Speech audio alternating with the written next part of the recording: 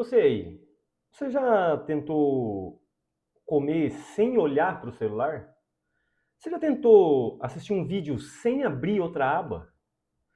Você já ficou 5 minutos esperando alguém sem sentir que precisava consultar as últimas notícias sobre uma guerra, uma fofoca, ou então, sei lá, o preço do ovo, que seja? Parabéns! Você não está vivendo no século XXI. Você só está participando de um experimento coletivo para descobrir quanto tempo um ser humano consegue sobreviver sem estímulos antes de começar a encarar a parede como se ela tivesse publicado algo. É exatamente sobre isso que a gente vai falar agora. A ideia é simples, mas bastante desagradável. Talvez o nosso maior problema não seja trabalhar demais. Talvez a gente também tenha desaprendido a parar, a observar, prestar atenção e simplesmente permanecer diante de alguma coisa. O que, convenhamos, é péssimo para uma sociedade que transforma até o descanso em uma meta, planilha e conteúdo para postar. A gente parte de uma crítica à sociedade contemporânea. Vivemos sob uma pressão permanente para produzir, responder, melhorar, consumir e demonstrar desempenho. Você não pode apenas fazer uma atividade, você precisa fazê-la de maneira otimizada. Não basta caminhar, você tem que contar os passos. Não basta dormir, tem que monitorar o sono. Não basta ler, você tem que postar a quantidade de livros lidos no mês. Não basta descansar, você precisa descansar corretamente, com técnica, propósito e talvez um curso online chamado A Arte de Não Fazer Nada em 7 módulos. A lógica é que tudo precisa gerar algum resultado. Se você está estudando, precisa evoluir. Se está trabalhando, precisa entregar. Se você está descansando, precisa recuperar a performance. Se está viajando, precisa produzir memórias, fotos, stories e uma legenda dizendo que você está vivendo o presente. Enquanto passa ali 40 minutos escolhendo um filtro. A pausa nessa sociedade parece um erro do sistema. E quando a pessoa para, ela não pensa, estou descansando. Ela pensa, estou ficando para trás. O ponto é que a atividade incessante não necessariamente nos torna mais livres. Pelo contrário, podemos ficar tão ocupados que já não sabemos por que estamos fazendo nada. A pessoa responde mensagem, participa de reunião, assiste vídeo, trabalha, verifica notificação, resolve problema e no fim do dia sente que fez muita coisa. Mas se alguém pergunta, o que você realmente queria fazer? A resposta costuma ser uma mistura de silêncio, culpa e vontade de dormir por 3 dias. A sociedade atual vende a ideia de que você pode fazer tudo. Só esquece de mencionar que para fazer tudo, você terá que dormir menos, pensar menos e viver como um funcionário terceirizado das próprias notificações. O indivíduo contemporâneo está sempre ativo, mas muitas vezes não está verdadeiramente presente. Ele não escolhe exatamente o que fazer. Ele reage ao próximo estímulo. Chega uma mensagem, reage. Surge uma notícia, reage. Aparece uma oportunidade, reage. Alguém publica uma opinião absurda, reage imediatamente, porque aparentemente o destino da civilização depende da nossa resposta em um comentário de 3 linhas. É aqui que entra a pedagogia do ver. Ver não significa apenas utilizar os olhos. Significa desenvolver uma atenção mais profunda, capaz de observar antes de julgar, permanecer diante de algo e perceber detalhes. Olhar é rápido. Você olha para uma pessoa e já classifica. Parece interessante, parece chata, parece bem-sucedida, parece alguém que vem de curso. Olhar é identificar, categorizar e decidir rapidamente se aquilo merece a sua atenção. Mas ver exige tempo. Ver significa permitir que uma experiência exista sem transformá-la imediatamente em um produto, opinião ou utilidade. É ficar diante de uma obra de arte sem perguntar quanto ela vale. É conversar com alguém sem preparar a resposta enquanto a pessoa ainda está terminando de falar. É ler um livro sem interromper a cada 3 páginas para pesquisar se alguém no TikTok concorda com o que você está pensando do livro. E isso é mais difícil do que parece, porque fomos treinados para não permanecer. A lógica é bem simples. Veja, reaja, consuma, passe para o próximo. O mundo virou uma sequência infinita de próximos vídeos. E talvez essa seja a maior tragédia da nossa época. Até a nossa atenção agora vem com um botão de pular introdução. Então vamos diferenciar o que é a atenção profunda daquilo que podemos chamar de hiperatenção. A atenção profunda é aquela que permite permanecer concentrado em uma única atividade durante algum tempo. Ela é necessária para estudar, criar, pensar, conversar, compreender assuntos complexos.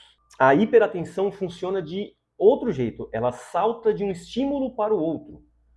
Uma aba aberta, outra aba aberta, outra aba aberta, uma mensagem, um vídeo, uma notificação, uma música, uma dúvida aleatória sobre a origem dos pinguins. E quando você percebe, passou 1 hora, você não terminou a tarefa e agora sabe mais sobre a vida de um influenciador que nem sabia que existia. A hiperatenção parece eficiência, porque está sempre ocupada. O cérebro não está fazendo várias coisas ao mesmo tempo.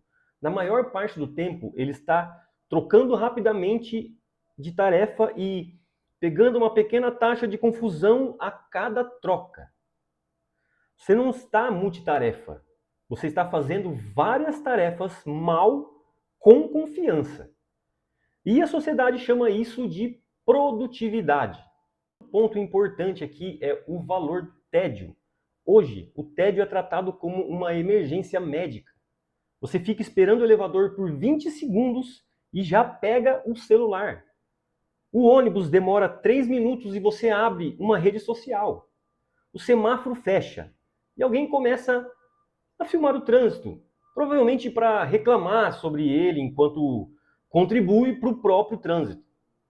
E qualquer espaço vazio precisa ser preenchido, mas o tédio profundo pode ser produtivo. Ele permite que a mente desacelere, associe ideias e perceba coisas que normalmente passam despercebidas. É no intervalo, no silêncio e na ausência de estímulo que algumas ideias aparecem. O problema é que nós não damos tempo para ideia nenhuma aparecer. Antes que o pensamento se forme, já colocamos algum vídeo de alguém organizando a geladeira por cor.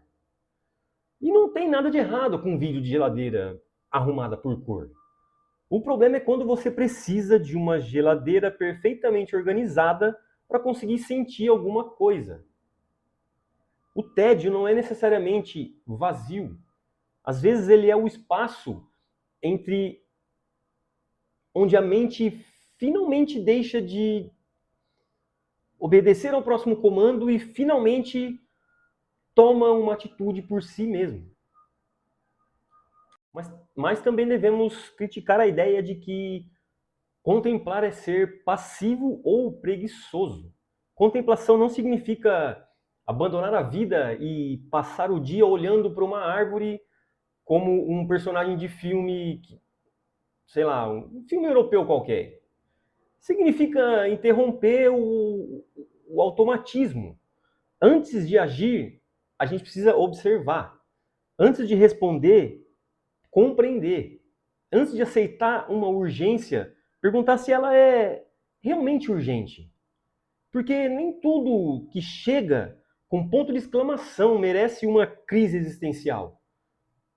A contemplação cria uma pausa entre um estímulo e uma reação. E essa pausa é fundamental. Sem ela, a ação vira só um reflexo. Você não escolhe, você responde. Você não pensa, você só repete. E o fluxo, como todos sabemos, geralmente termina em mais uma tela, mais uma cobrança e um anúncio de suplemento prometendo devolver a energia que o próprio algoritmo ajudou a destruir.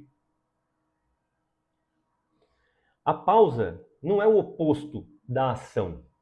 Ela é o que permite que a ação tenha uma direção. Sem reflexão, produtividade pode ser apenas movimento. E uma pessoa se movimentando muito não necessariamente está indo para algum lugar. Às vezes está apenas correndo em círculos, com uma agenda bem bonita. Essa questão também tem uma dimensão ética. Quando enxergamos tudo de maneira rápida e funcional, começamos a tratar pessoas como objetos de avaliação. A pessoa é produtiva ou improdutiva? Interessante ou descartável? Útil ou irrelevante? Bonita, influente, bem-sucedida ou suficientemente triste para render engajamento? Um olhar superficial reduz o outro a uma função, mas verdadeiramente exige reconhecer que o outro não é um currículo, um perfil, um número de seguidores ou uma oportunidade de networking. Isso vale para as relações pessoais, relações de trabalho e até para a maneira de como consumimos conteúdo. Talvez ouvir alguém seja mais do que aguardar a sua vez de falar. Talvez estar com alguém sem transformar o encontro em registro público seja uma experiência revolucionária. Hoje, se um momento não foi fotografado, publicado e validado por desconhecidos, parece que isso não aconteceu. A contemplação, ela devolve profundidade às experiências e nos lembra que algumas coisas não precisam ser imediatamente explicadas, monetizadas ou compartilhadas. Algumas coisas podem simplesmente ser vividas. Sim, eu sei, é assustador. Mas o que fazer com tudo isso sem transformar a contemplação em mais um projeto de produtividade? Porque seria muito moderno assistir a esse vídeo e criar uma planilha chamada Plano Estratégico de Desaceleração versão 3.0. A proposta não é eliminar toda a tecnologia ou abandonar o trabalho. É começar pequeno. Durante os próximos dias, experimente fazer uma refeição sem assistir nada, caminhar durante 10 minutos sem podcast, deixar o celular longe por alguns minutos, ler algumas páginas sem interromper para consultar outras coisas, observar o ambiente e descrever mentalmente 5 detalhes, conversar com alguém sem olhar para tela alguma e permitir que um pouco de tédio exista sem tentar matá-lo imediatamente. O objetivo não é virar um monge, porque atenção é tempo. E quando você entrega a sua atenção o tempo inteiro para qualquer estímulo que apareça, está entregando também uma parte da sua vida. A principal provocação aqui é que talvez estejamos cansados, não apenas porque fazemos demais, mas porque já não conseguimos interromper o fluxo. Estamos sempre olhando, mas raramente vendo. Sempre informados, mas nem sempre compreendendo. A liberdade talvez não esteja em conseguir fazer tudo. A liberdade talvez ela esteja em não precisar reagir imediatamente a tudo. Em conseguir parar, esperar, observar e permanecer diante de uma experiência sem perguntar a cada 5 segundos Mas isso serve para quê? Porque nem tudo precisa servir para alguma coisa. Às vezes uma experiência só precisa ser percebida. E em um mundo em que quer transformar cada segundo em desempenho, prestar atenção pode ser uma das formas mais discretas e radicais de resistência. Agora, eu vou terminar esse vídeo e fazer algo extremamente perigoso. Ficar alguns minutos sem consumir conteúdo. Se você também acha que desaprendeu a ficar parado, comenta aqui embaixo. Eu não estou cansado, estou em manutenção.